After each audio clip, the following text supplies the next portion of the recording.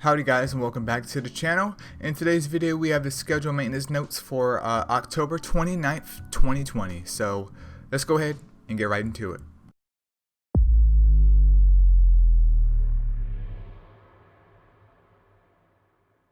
Alright, so let's see what we have going on here.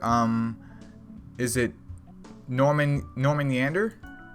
Let me verify real quick. Yeah, Norman Neander is apparently how you pronounce his name. This might be correct. I might have been lied to, but we're gonna go with that. He will be added into the Astro Guide after maintenance tonight. Looking forward to that. We've seen leaks of him already from a Discord server. I'm not sure if that's exactly true, but if it is, it's going to be interesting to say the least, especially with the new updates that will be applied once we get further into the notes. But as always, I will try and get that review out whenever possible, so look forward to that. And then Jack is coming back for the Capture Festival. Now this Capture Festival goes from the 31st of October to the 14th of November, so roughly 2 weeks, which is pretty standard for the Capture Festivals. And we're able to get the 3-star Wood and Water, and then 4-star Jack-a-Little, that is the Fire one. And I do have a Jack-a-Little video up already, I believe, where I covered all of them, but I'll double check on that. But essentially, especially for the newer players out there, if you don't have a Mon on like a Siphon set, then run it on normal. If you're trying to capture Jacks, run it on the fastest difficulty that you can, which is probably going to be normal, to hopefully boost that encounter rate of farming her out. Because exotics or just capture festivals in general, the biggest thing I could tell you about luck in this situation, it's just the faster the runs, the higher probability of you running into one of these Astromons. That's it. That's literally it. And I do have Discord pulled up over here, which I'll show on the screen right here, where we can just take an easy look at the stats for these Mons, so I can give you guys a quick breakdown of what you should go for. Now, Firejack, she's basically a debuffer. She is like a great value version of Fire Odin, so not very useful at all. You can just use her for the Astro Guide if you want. Waterjack, once again, her defense is pretty good, but her HP is very, very low. Taunt is just dead in the water anyways, so once again for the Astro Guide. Woodjack, Predator, and Sap doesn't really go together, but I mean, I could see where it could work out, especially in the realm of maybe like Golem's B7, but is it worth it? Absolutely not. Absolutely not. Her stats are just far too low to do anything with that. And then Lightjack has Morale Boost and Hunter. Morale Boost and Hunter is a combo that I dictate as a wave clearer, and 3.1k attack stat is pretty good. Defense is 2.2k, not super duper high, but it's okay. Very, very frail Mon, but if you guys don't have any wave clearers at all, like I mentioned in the live stream last night, now is the time to pick her up. If you need a wave clearer, she is by no means the best wave clearer at all, but literally any wave clearer is better than no wave clearer, and you can farm out dragons, even the lower level dragon dungeons, and hopefully get her on a Siphon set and have her do some work there. You may need a crit lead for that, because her morale boost is based on crit, but literally it's better than nothing. And then Darkjack has Adrenaline, which restores 5% of her own 5% of own HP for all allies, so it's based off her maximum HP.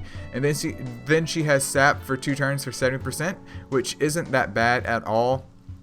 But my issue with Darkjack is she's exotic, and I'd much rather that you guys go for Lightjack and not Darkjack, for the simple fact that Lightjack can be used as a wave clearer, while Darkjack, you're going to need to book her up before she becomes even super duper usable, in my opinion.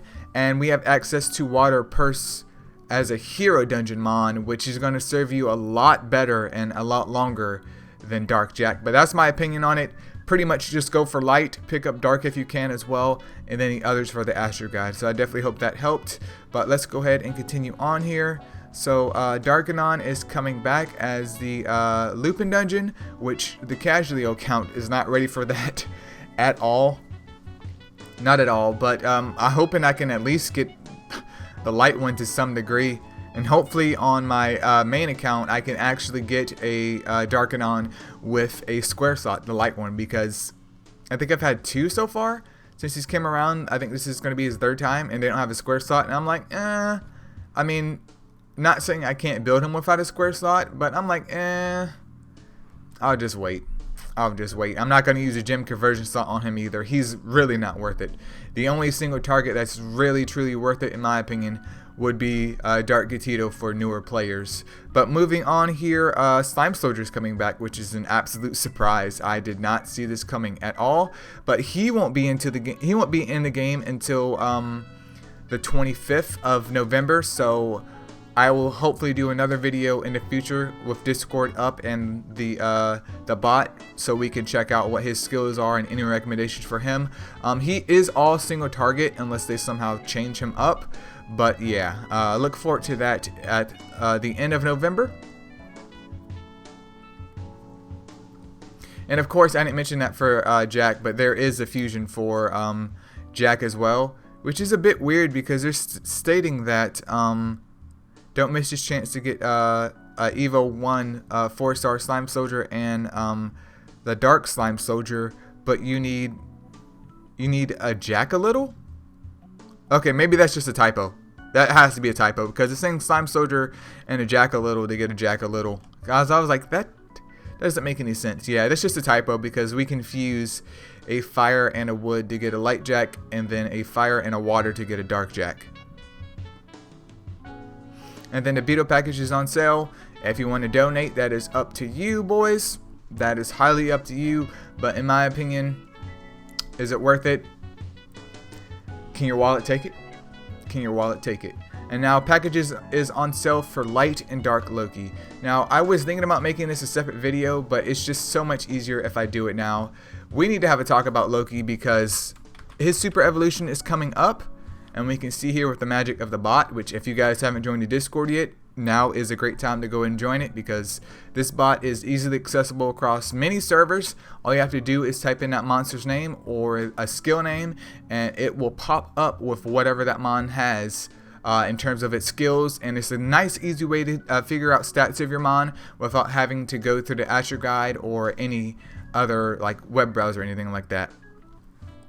But what I wanted to bring up to you guys was the Light and Dark Loki number 1. Are they worth it? Light is pretty much like a debuffer, which I do use him in Titans. And then Dark Loki has double seal on him, so he's more of a clan versus clan mon, which isn't bad. But what we need to talk about here is for all of the Lokis. Like, honestly, none of the Lokis are super duper bad. I'm not a fan of Wood Loki by no means. By no means. Defense down and sleep. That for me is a no for me. It's easily a no for me. But the fire one has double sap, which works. But the problem with the fire one is that it's so much investment to get him up to a point where his sap is worth it and building him is worth it. And once you build him, if you take a look at his attack and defense stat, which is 2.2k, you absolutely wasted your mons. That's the problem. Loki just in general just needs a buff. Like, he needs a fat stat increase all across the board, and I do hope that that is addressed with his super evolution or a patch coming after his super evolution, because 2.2k on a freaking Nat 4 at Evo 3, even though he has 34k HP as a balance type, is absolute trash. If we take a look at Water Loki, 30k HP, 3.1k attack, that's acceptable. That is acceptable. I will take that. Still not the best, but I will take that. But Fire Loki is just bad. Wood Loki, still bad. His HP pool is so low. His attack is fine and his defense is fine, but HP definitely needs a buff. Light Loki, he's a balance type once again with 31k HP and 2.4k attack and defense. I'm not saying these mons need to be super duper powerful or OP and super duper amazing, but they do need some tweaking in terms of stats. Dark Loki, once again, these are light and dark Nat 4s, and he's sitting at nearly 37k HP, 2.1k attack, and then 2.4k defense. Yes, Dark Loki is a tank type, but once again, he definitely needs some buffs. Like, I'm hoping that the patch introduces some slight tweaks, not necessarily to his skills, but some slight tweaks to his freaking stats, because this right here this isn't the play of the game. But if you are interested in picking up light or dark Loki, I mean, he's definitely going to look cool, but obviously the light one would be my #1 choice. The Variant Holy Gleam package is on sale, so boys, once again, if you want to donate and get that Variant Holy Gleam, go ahead and slide the card, man. And then the Black Friday packages are here. The limit is 3, and then the limit is 1. I'm not sure what prices are and concerns to that, but it will be in the game. There's a Halloween frame pack, which, I mean, it's cool with the little themes, I guess, if you want to be spoopy or whatever is the new word nowadays for you hip youngsters, but it's there. It's there. Then the Secret Egg pack, once again, that's up in there. And then the Astromon League now supports simulated attack mode, where you can test your defense party's resilience to enemies' attack, and that will be by hitting the shield over here, which is how we can access that. So that's going to really help with team compositions, especially for newer players that are trying to get a better understanding of what's going on here, and especially for veterans that want to tweak their defense to make it as annoying as possible. But just remember, no team is unbeatable. No team at all. And then crafting another 10-time trinket is now executed almost instantly. That's pretty cool. That's going to make things a lot better for trinket crafting when I do it like once every, I don't know, 3 weeks. Then a replay system for the Astromon League is finally here. Once again, this is more towards the PvP fanatics. Me, am I going to watch any replay of what happens? Absolutely not, because I just auto PvP. PvP is nothing more than just a chore to me, and that's it. But to those out there looking forward to this, you got it, boys. You got it. Next up is the Undying Volition buff that they're doing, where once the Undying buff goes away. Actually, let me actually read it. Let me slow down. Relax. Undying Volition now imbues allies with an Undying buff, allowing them to survive death once, after which all negative effects will be immediately dispelled. So, is it saying just once the buff wears off, all negative effects will be immediately dispelled? Or if say for instance, you're being attacked, you have defense down on your mons, you have sap, you have attack down on your mons, you have all these debuffs on your mons somehow, and they're going to die. With Undying Volition, when they soak up that damage for that one turn where they don't die, it looks like all those effects are going to go away, so they won't die the next turn without being attacked. That is what I'm getting at with that, which is pretty cool. That's going to make Undying buff a lot more viable now than what the meme that it was. And then Curse and Fulminating Curse is getting an update. Curse is now going to do 33.3% more damage, which is 1/3 more damage on Curse. And now Fulminating Curse is getting a 94.4% more damage increase than before. Each curse inflicted upon an opponent now increases its damage by 70%. So it sounds like Fulminating Curse got a hell of a buff, dude. Is Curse no longer going to be a meme? Find out in the next video. That's pretty interesting. I'm actually curious about trying out Curse again, and luckily I do have the mons already to see what Curse can potentially do in the future. And then Norman Yonder's Hidden Synergy has been added to the game. Astromon League Revenge Match has been added. So what is it like? If someone attacks you, you can actually come back and fight them? Okay, that's pretty cool. It becomes active only when your defense party fails to fend off attacks from other players. Only one attempt is allowed regardless of the result. You will still earn / lose league points from Revenge Battle depending on the battle results. Gotcha. And then this over here is the Mon Filtering function, which will be added into select lobby in the following areas.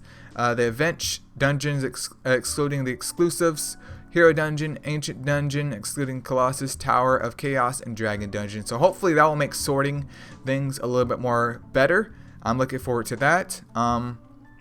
Shady Shop, the UI update refresh string has been replaced with N out of 3, so only 3 refreshes total is what the game is going to tell us, instead of it just telling you after the 3rd refresh that you can't refresh anymore. And then the cooldown has been adjusted from 1 second to 5 minutes. I guess this has to do with what they mentioned earlier, where like the ads weren't loading properly because maybe people were refreshing excessively or too much at once. I'm not sure. I don't know anything about this, but yeah, basically we have to wait 5 minutes to do a refresher on the Shady Shop. So look forward to that, said no one ever. Player profile now supports the pictures of Super Evo Astromons, which I just have my regular player profile because honestly, it's one of those things. Like, it's cool to have, but it literally means nothing to me at all. And then a new 3-star skill, Shield, proportional to own max attack power, has been added to the game. I thought this was already added. Or is it saying that it's just something separate? The skill should grant the user a shield proportional to their own max power, and then the 3-star shield self does not scale from user's attack power as efficient as the 5-star skill. Thus, theoretically speaking, it is only half effective performance-wise compared to what 5-star shield skills currently offer. So what they're saying here is just that 3-star skills aren't as strong as 5-star skills, which makes sense that the 3-star skill is weaker than a 5-star skill because that would just make the 5-star skill irrelevant. That's perfectly fine. And then they also fixed a bunch of bugs where enemy player who haven't had their defense party set up would still appear in their ranks in clan versus clan. Things in relation to the Astro Guide, where the end button of certain features would go missing after summoning Astromon using soul stones, an incorrect skill set of the boss being displayed in B10 Ancient Dungeon. I never knew that was a thing. Honestly, never knew that was a thing. So that's pretty cool. Looks like there's going to be a fat update going on here. But I did want to read the first comment here because I thought it was definitely a smiley face. This guy is wanting Norman Yonder to be added to the 5-star Rebirth Festival, which I don't necessarily agree with because having enough Astromon, especially 5 stars, it's already rough enough, especially for newer players, to decide what Astromon they should go for the 5-star Rebirth, which should be a Fire Draka if you don't have one. But adding in just another one so that we have Fire Draka, not Fire Draka, but Draka, Griffin, Kurt Nunos, and then Norman Yonder, it's just a bad idea. It is literally just a bad idea. Keep them at eggs. We got to check out his skills once he comes out. But yeah, definitely looking forward to this, guys. If you're excited for anything, though, feel free to leave a comment below. If you guys haven't already, make sure you check out the live streams, which I've recently been doing every Tuesday if you have the time to stop by up there. But yeah, it's time to wait and see what happens to the game tomorrow. And I'll see you guys then. Peace out.